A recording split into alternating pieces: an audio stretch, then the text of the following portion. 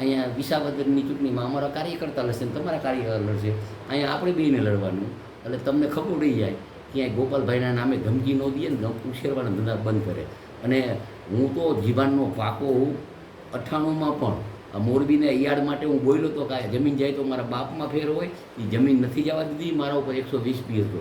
મને મોરબીના કાર્યકર્તા ઉપર વિશ્વાસ છે કે મારી ચેલેન્જ ઝીલે છે. શું કામ કે એકવાર હરાવ્યા પછી 5 વર્ષ મેં કામ કરી, સેવાકીય કામ, ગામના કામ.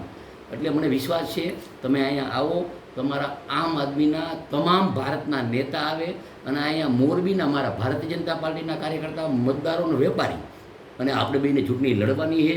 અને જો એમાં તમે પાછા પડ્યા તો તમારાય બાપમાં ફેર હે ને મારાય બાપમાં ફેર હે.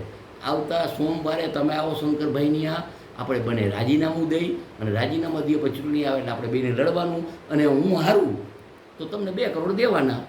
એમાં કાંઈ ખોટી વાત નથી. મારી પેટમાં ઘેર. પણ આ બધું બંધ કરો તમે.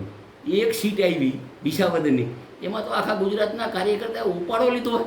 ઉછાળવાના ધંધા, ઉશ્કેરવાના ધંધા, જેમ તેમ બોલવાના ધંધા. ગોપાલભાઈ આવે છે તો આમ કંઈ ગોપાલભાઈ કંઈ એવું કંઈ આવે છે આવી જાય અહીંયા, ક્યાં હું ના પાડું. અને આવી જાઓ સોમવાર રાજીનામું દેવો અને મારી તૈયારી છે. Okay ready.